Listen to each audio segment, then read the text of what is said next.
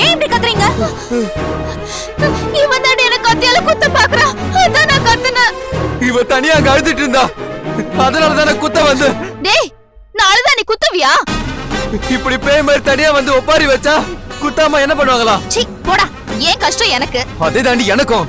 ஐயோ, கொஞ்சம் அமைதியா இருக்கீங்களா? நீங்க பண்றதெல்லாம் பார்த்தா எனக்கே பயமா இருக்குடா. ரெண்டு பேரும் இப்படி லூஸ் ஆயிட்டீங்களே.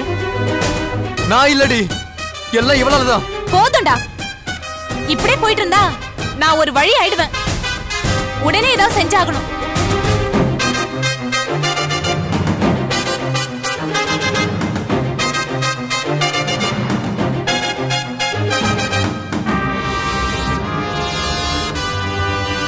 ஒண்ணு பண்ணலாம். நாளைக்கு உங்க ரெண்டு பேரையும் ஒரு இடத்துக்கு கூட்டிட்டு போறேன். எங்கடி? அது போறப்ப சொல்றேன். எல்லாம் உங்க நல்லதுக்கு தான். இப்ப போய் நிம்மதியா தூங்குங்க. டேய், போய் தூங்குடா. போ போடா. நீ வாடி.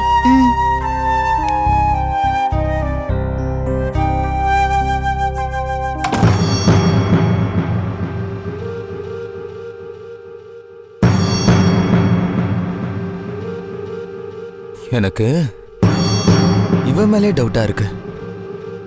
இது ராஜின்னு எப்படி நம்புறது? ஒருவேளை இது அதுவா இருந்தா? ஐயோ, கஷ்டம்டா சாமி.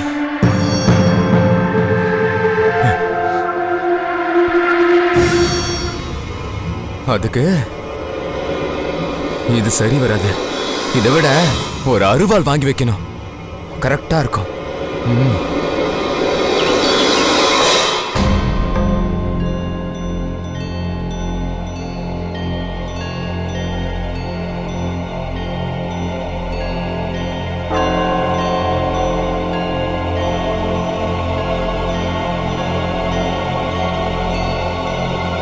அந்த பொண்ணு இன்னும் சாகலடா.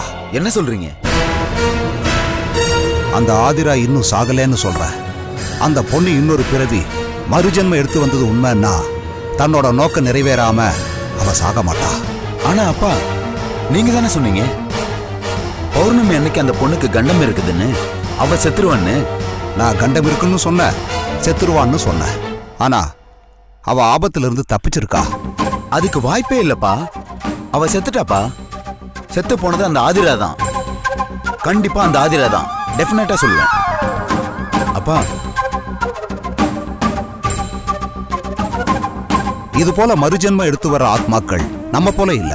தன்னோட அபிலாஷைகள், சபதங்கள், நிறைவேறாத தன்னோட அந்தரங்க இச்சைகள், இது முடிவுக்கு வராம இந்த மண்ணை விட்டு அது போகாது.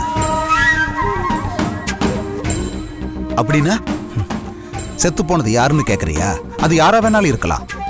தனக்கு வந்த ஆபத்தை இன்னொரு ஜீவன் மேல அவ ஏவி விட்டுருக்கலாம். இல்லப்பா, நீங்க ஆதிராவுக்கு கண்டம் இருக்குன்னு சொன்ன உடனே நான் அவளை காப்பாத்த எவ்வளோ ட்ரை பண்ணேன். ஆனா முடியல. எரிஞ்சு போன பிணமா தான் அவளை பார்த்தேன். சோ செத்து போனது வேற யாரோ இல்ல, ஆதிரா தான். இதை நான் உறுதியா சொல்லுவேன். நீ சொல்றது உண்மைன்னா ஒருவேளை அவ செத்திருந்தாலும் அவளோட உயிர் இன்னொரு ஜீவனுக்குள்ள இந்நேரம் கூடு விட்டு கூடு பாஞ்சிருக்கலாம். எப்படிப்பா? அத சொன்னாலும் உனக்கு புரியாது. எது எப்படி இருந்தாலும் ஆதிராங்கிற அந்த மறுஜென்மம் இன்னும் இந்த மண்ணுல தான் இருக்கு. அது சத்தியம். அப்பா ப்ளீஸ் என்ன கன்ஃபியூஸ் பண்ணாதீங்க. ஆதிரா பிணமா எரிஞ்சத நான் நேர்ல பார்த்தேன்.